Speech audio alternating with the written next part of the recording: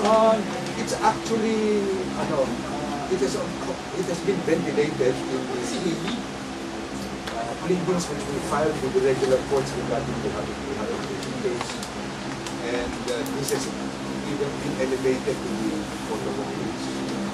We are just awaiting the decision of the Court of Appeals on motions of reconsideration filed. With its original decision, where it said that, following our line of reasoning, in effect, the Court of Appeals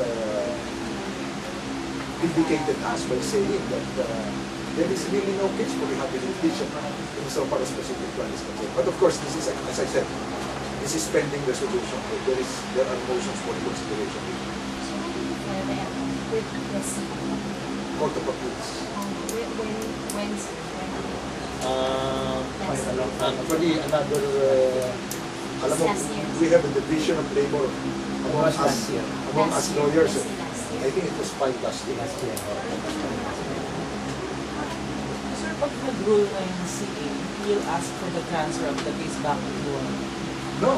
What they're saying is, it should now dismiss the rehabilitation case. Instead of remanding the case back to the rehab court, it should now dismiss outright the case. Because the Court of Appeals anyway said already na walang basis for rehabilitation. Why not dismiss it outright? Why remand it to the Makati Court? In its decision for a petition for certiorari that was filed I think last year. Yes, that was also last year. That was a quick decision actually by the CA. We are now just urging the CA to dismiss and not remand the case. Because when they remanded it back to the trial court, we are back to zero again. Back to number. It is inconsistent with their position. With its own position. There is no basis for rehabilitation. Why remand it to the rehabilitation court?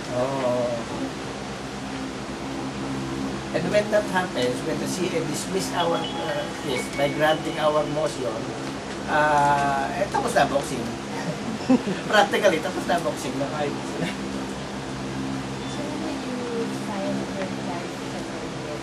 Siguro within the week.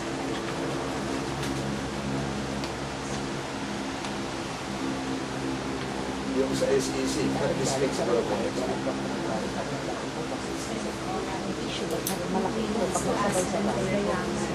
Well, first, to find out what happened to all of these items which were endorsed by PSP last year.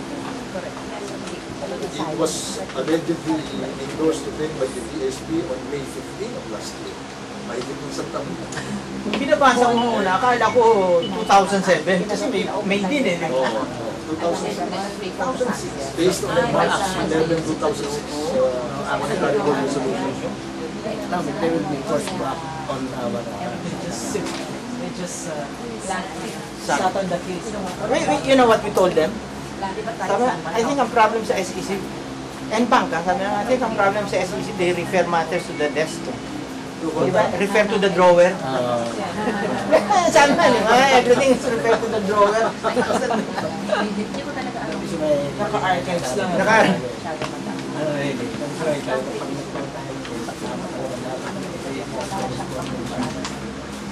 This will never happen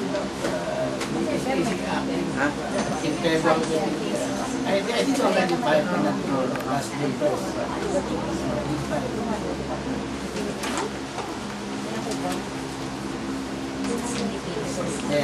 Pati alam mo, if you look at itong rehab nila, kalokohan talaga yan eh. Kasi the financial statements, di ba? In 2005, the financial statement, stand-alone meaning yung natanggal na yung mga ibang product lines, you're just talking of the traditional educational plans. Supposed to be in excess ang trust fund today to the ARL by almost 600 million. In excess. Now, when we met with the receiver, sabi namin sa receiver, your financial statement, PPI's financial statement shows an excess of 600 million. Now you talk of liquidity problem, simply because it's rehab, so it is the liquidity problem. Sabi namin, we're willing to wait until 2010. Because you're saying na problem kayo sa liquidity, we're willing to wait until 2010. But pay us the cost of education based on 2005. Diba? Kasi liquidity problem na yan eh. So based on the 2005 cost of education, pay us, we're willing to wait until 2010. But why is it that your rehabilitation plan, ang babayarin sa amin based on 2005 when we computed it, it's around 30% lang. See? Of the value of the education based on 2005.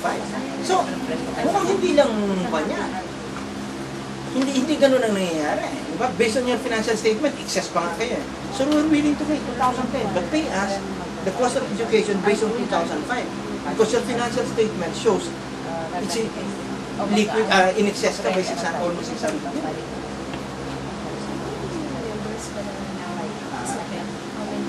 Ang affected? Ang coalition. Ang coalition? Ang plans, mga 5,000. Ang members, ang plans. Ang membership, puro mga 3,000. But the affected plan holders and parents could reach up to 80 to 90,000 parents and children. Yung parents and children. But That's how broad it is. Yung one mismo, yung members is around 3,000. Computation ba kayo kung magkano kinita ng investments? Yun ang nga mabigat dyan eh. You know ma'am, since 2004, our money, which is in the trust fund with RCBC, is continuously earning interest. Because withheld by, it was ordered by the court to be withheld eh. Yun nga masakit doon. While this money, in possession of RCBC, is continuously earning interest, we the parents are continuously scratching our back, getting tuition fees from somewhere else, even going to loan sharks, just to pay the tuition fees of our children. And you just imagine how unfair the position is. Diba? And then after 2010 pa natin makukuha, 30% lang ng aming educational value. You can just imagine, di ba?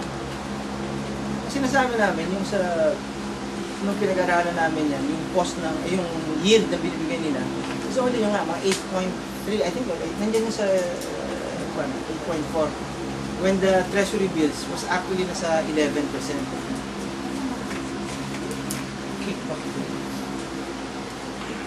Saka kung makita mo dyan, yun ang mga earlier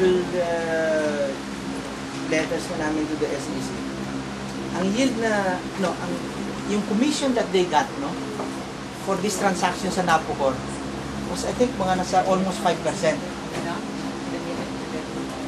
When you're in the treasury, yung ganun turnaround ka lang, malaki na dyan ng mga 0.15%.